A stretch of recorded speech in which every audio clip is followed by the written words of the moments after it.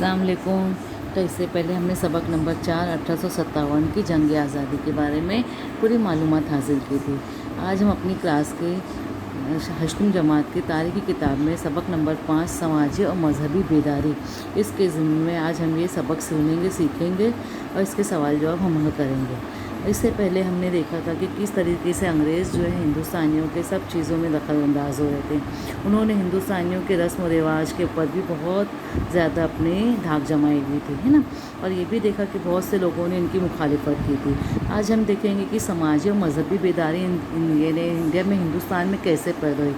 अंग्रेज़ी तालीम की तौसीक़ के लिए नए नज़रियात और नए ख़यालात का जानना बहुत ज़रूरी था। तमाम हिंदुस्तानियों के लोगों ने सोचा कि अगर हम अंग्रेज़ों की तालीम हासिल करेंगे तो हो सकता है कि हम अंग्रेज़ों के बराबर खड़े हो जाएं।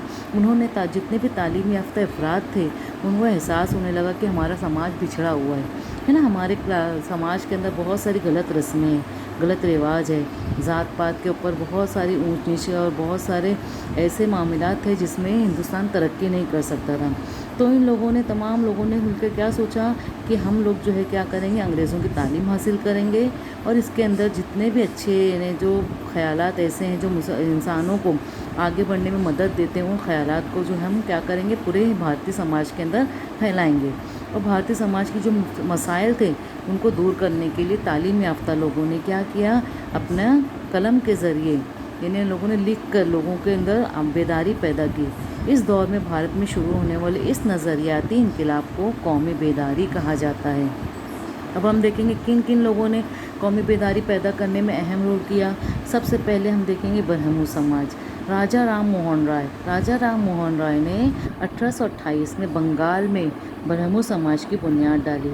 उन्होंने कई मज़ाहिब का जो है, कई ज़बानों का मुताला किया था।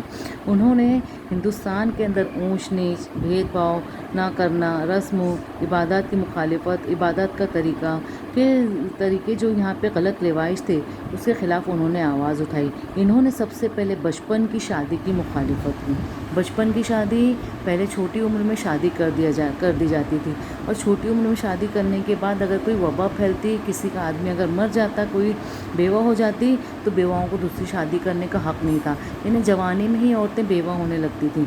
तो बेवाओं की शादी और औरतों की तालीम, और सब बेवाओं को शादी करने नहीं दिया जाता था। तो ब्रह्मो समाज में इसकी मुखालिफत की और राजा राम मोहन ने बेवाओं की शादी की पुरज़ोर वकालत की। इसी तरीके से प्रार्थना समाज जो है वो कायम किया गया। दादोबा पांडुरंग तरखड़ ने 1848 में मुंबई में परमहंस सभा की बुनियाद रखी। बाद में उन्होंने क्या किया, वो न्यायमूर्ति रानाडे, महादेव गोविंद रानाडे, डॉक्टर आर.जे. भटनागर ने प्रार्थना समाज के काम को आगे बढ़ाया। इस समाज के अंदर क्या था, मूर्ति पूजा की मुखालिफत की गई थी। वहदानियत यानी एक मज़हब को और रसूम परस्ती की मुखालिफत जो है प्रार्थना समाज में की गई। इसी तरीके से दलितों के लिए जो तंजीमें शुरू की गई, इसमें प्रार्थना समाज ने इनके लिए बहुत काम किया। इसके जो रुकन थे महर्षि विट्ठल राम जी शिंदे, उन्होंने डिप्रेस्ड क्लास मिशन कायम करके इन मसाइल को हल करने में पेशकदमी की। फिर तीसरे जो थे सत्यशोधक समाज, ये एक बहुत बड़ी तंजीम थी जो महात्मा ज्योतिबा फूले ने कायम की। कब कायम की? 1873 में। उन्होंने इसकी बुनियाद रखी, किसकी? सत्यशोधक समाज की। इस समाज की बुनियाद रखने का सबसे बड़ा मकसद था कि मसावत यानी औरतों और आदमियों को एक समझा जाए। और इसका सबसे अहम मकसद था औरतों की तालीम नुस्वा को उन्होंने बहुत ज़्यादा बढ़ावा दिया। ये बहुजन समाज की तालीम और औरतों की तालीम को उन्होंने बढ़ावा दिया। ज्योतिराव फुले ने गुलामगिर ब्रह्मणाचय कसब शय क्रियाचय आसोट सार्वजनिक सत्य धर्म जैसी किताब के ज़रिए लोगों के अंदर एकता पैदा की। और उसके बाद उन्होंने क्या किया, जितने भी गलत रसूम थे इसकी मुखालिफत की।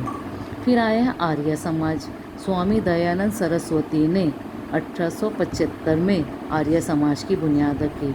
ये इन्होंने इस किताब में वेदों की नसीहतों पर अमल किस तरह किया जाए, इनका कहना था कि वैदिक मज़हब ही सच्चा मज़हब है जिसमें ज़ात पात को जगह ना थी। ज़ात पात यानी कोई ज़ात ऊंची या बड़ी ना थी, हर एक को उन्होंने क्या किया, एक जैसा सम्मान, एक जैसा दर्जा देने की कोशिश की। वैदों की तरफ पलटो आर्य समाज का नारा था। उसके बाद स्वामी विवेकानंद, इन्होंने रामकृष्ण मिशन की जो है वो बुनियाद डाली। रामकृष्ण मिशन, परमहंस के शागिर्द स्वामी विवेकानंद थे। परमहंस के शागिर्द कौन थे? विवेकानंद। उन्होंने 1897 में रामकृष्ण मिशन की बुनियाद रखी और उन्होंने सब अवामी खिदमत में क्या काम अंजाम दिया कि कहत ज़दा इलाकों की मदद की। मरीज़ों और जो मफलूकुल हाल लोग थे उनको तिब्बी इमदाद पहुंचाई। वो 1893 में अमेरिका में शिकागो में उन्होंने मज़हब के इजलास में शिरकत की और बहुत अच्छी तकरीर की। उन्होंने हिंदू मज़हब की नुमाइंदगी की और भारत की नौजवान नस्लों के लिए उन्होंने उठो बेदार हो जाओ और अपने मकसद के लिए रुको नहीं जैसा पैगाम दिया। क्या पैगाम दिया? उठो बेदार हो जाओ और अपने मकसद के हुसूल तक रुको नहीं जैसा पैगाम दिया। अब सिख जो लोग थे इनके भी गुरु लोगों ने भी क्या किया? लोगों में बेदारी पैदा करने की कोशिश की। अमृतसर में संघ सभा कायम की गई। अमृतसर में कौन सी सभा कायम की गई? संघ सभा कायम की गई। इस तंजीम ने सिख समाज में तालीम व तौसी और जदीदियत की पैदा किया। अकाली तहरीक के सिख समाज में इस्तिलाहात की रवायत बरकरार है। इसी तरह ख़वातीन को जो है उस ज़माने में कोई अहमियत हासिल नहीं थी। औरतों को न पढ़ने दिया जाता था न उनको मसावी हुकूक दिए जाते थे। उन सब का कहना यह था कि औरतें पढ़ के क्या करेंगी, आखिर में उन्हें चूल्हा चक्की ही करना है ना। तो जब भारत में अंग्रेज़ की तोसी हुई तो इस वक्त औरतों के हालात बहुत बेकार थे, बहुत अबतर थे। इन्हें तालीम हासिल करने का भी हक़ नहीं हासिल था। बचपन की शादी, जहेज़, सती की रस्में। सती बेटा एक ऐसी रस्म है जिसमें अगर किसी लड़की का शौहर का इंतकाल हो गया या मर गया तो उस औरत को जब उस आदमी की चिता जलाई जाती थी तो उस औरत को ज़िंदा उस चिता पे बैठा दिया जाता था, उस आग पर बैठा दिया जाता था। वो बेचारी तड़पती भी लगती थी। ज़िंदा जलाना कितनी तकलीफ़ का काम है, लेकिन कोई इस पर ध्यान नहीं देता था और उसको ज़िंदा जला दिया जाता था। ये एक बहुत ज़ालिमाना रस्म थी जिसके खिलाफ़ मुख्तलिफ़ लोगों ने आवाज़ उठाई। इसी तरह औरतों को पढ़ने का हक़ दिलाने के लिए महात्मा ज्योतिबा फुले ने तो बहुत कोशिश की।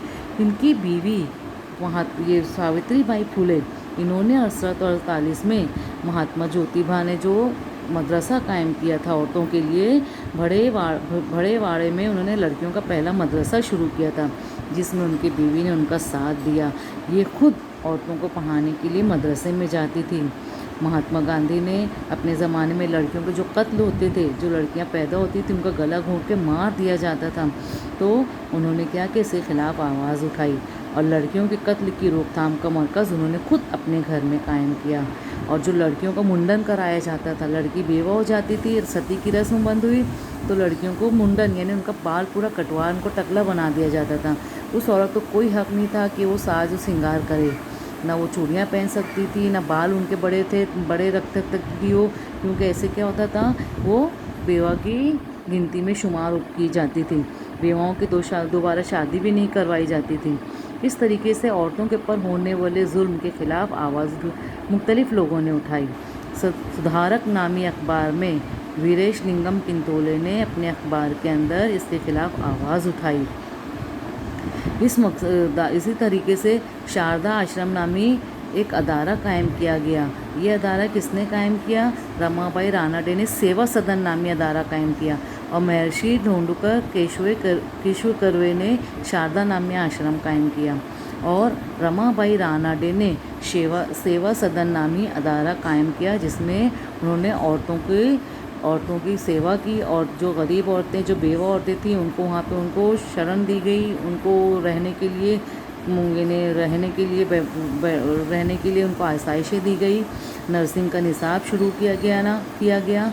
औरतों के हक़ राय दही के लिए हुकूमत से दरख्वास्त भी की गई और डॉक्टर बाबा साहब अम्बेडकर ने औरतों पर होने वाले जुल्म के ख़िलाफ़ आवाज़ उठाई। महात्मा गांधी ने भी इसको बढ़ावा दिया। इस तरीके से औरतों पर जो होने वाले जुल्म थे वो अब आहिस्ता आहिस्ता क्या होने लगे? कम होने लगे और औरतों को भी एक अहम हिस्सा माना जाने लगा। औरतों में इस्लाही तहरीक की वजह से बहुत सारी रिवायतें ख़त्म की गईं। اب جو ان کا منڈن تھا، جو عورتوں کا منڈن کرایا جاتا تھا، تو مہاتما جیوتیبا پھولے نے کیا کیا، حجاموں کی ہڑتال کرا دی کہ ایسی عورتوں کا منڈن نہیں کیا جائے گا۔ تو غرض یہ کہ بہت سارے نیتاؤں نے، بہت سارے لوگوں نے جو ہے عورتوں کے نابرابری کا جو سلوک کیا تھا، اس کے خلاف آواز اٹھائی۔ اسی طریقے سے مسلم معاشرہ بھی جو تھا، اس میں عبداللطیف نے سب سے پہلے اس میں بیداری کا آغاز کیا۔ انہوں نے بنگال میں دی محمدن لٹریری سوسائٹی نامی ادارے کی بنیاد رکھی۔ پھر سر سید احمد خان، انہوں نے محمدن انگلو اورینٹل کالج قائم کیا۔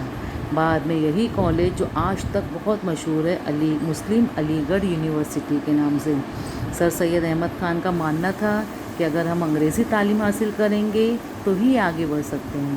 حالانکہ لوگوں نے ان کی بہت مخالفت کی کہ ہمیں انگریز نہیں چاہیے تو انگریز کی تعلیم کیوں حاصل کریں، لیکن سر سید نے کہا اگر ہمیں آگے بڑھنا ہے تو ہمیں ان کی جیسی تعلیم حاصل کرنی ہے تاکہ ہم بھی ان کی برابری کر سکیں۔ اسی طریقے سے سکھ سکھ سماج ہو گیا، مسلم معاشرہ ہوا۔ اب ہندو سماج میں بھی کئی تحریکیں شامل ہوئی۔ ہندی سماج کو احترام کا مقام دلانے کے لیے 1915 میں ہندو مہاسبھا نامی ایک تنظیم قائم کی گئی۔ اس کی تنظیم کو کس نے قائم کیا؟ پنڈت مدن موہن مالویہ نے بنارس میں ہندو یونیورسٹی کی داغ بیل ڈالی۔ ڈاکٹر کیشو بلی رام ہیڈگوار نے 1925 میں راشٹریہ سیوم سیوک نامی تنظیم قائم کی اور انہوں نے نوجوانوں کو کیا کیا؟ آگے بڑھایا۔ اس طریقے سے انہوں نے تبت پاون مندر کی بھی تعمیر کی اور سب کے ساتھ مل کر کھانا کھانے کا پروگرام منعقد کیا تاکہ لوگ ایک ساتھ بیٹھیں، کوئی اونچ نیچ نہیں ہے، کوئی چھوٹا بڑا نہیں ہے، ذات پات کی تفریق ختم کی گئی۔ اس طریقے سے جدید بھارت کی تاریخ میں بیداری کا کام ایک اہم کارنامہ ہے۔ آزادی، مساوات اور حب الوطنی کے تصورات سے سرشار سماجی مصلحین نے سماجی میدان میں قومی تحریکیں شروع کی۔ اب اس کے بارے میں ہم دیگر معلومات اگلے سبق میں حاصل کریں گے۔ فی الحال ہمیں یہاں پہ ان تمام نیتاؤں، ان تمام کے بارے میں معلومات ہم نے حاصل کی، یہ ہمیں یاد رکھنا ہے۔ سب سے اہم کام اس میں مہاتما جیوتیبا پھولے، ساوتری بائی پھولے، سوامی وویکانند، دیانند سرسوتی، گوپال ہری کرشن اور راجا رام موہن، ایسے مسلحین کہتے ہیں سماج کو سدھارنے والے، ان لوگوں نے اپنی خدمات پیش کی اور ہندوستان کو ایک نیا ہندوستان بنانے میں ایک اہم رول ادا کیا۔ آگے بیٹا آپ کو بات سمجھ میں ابھی سبق کے سوال جواب دیے گئے ہیں، آپ لوگ اسے لکھیں گے اور سوال جواب پڑھیں گے، یاد کریں گے، انشاءاللہ آپ لوگوں کو سبق بہت اچھے سے سمجھ میں آ جائے گا۔ چلیے اللہ حافظ۔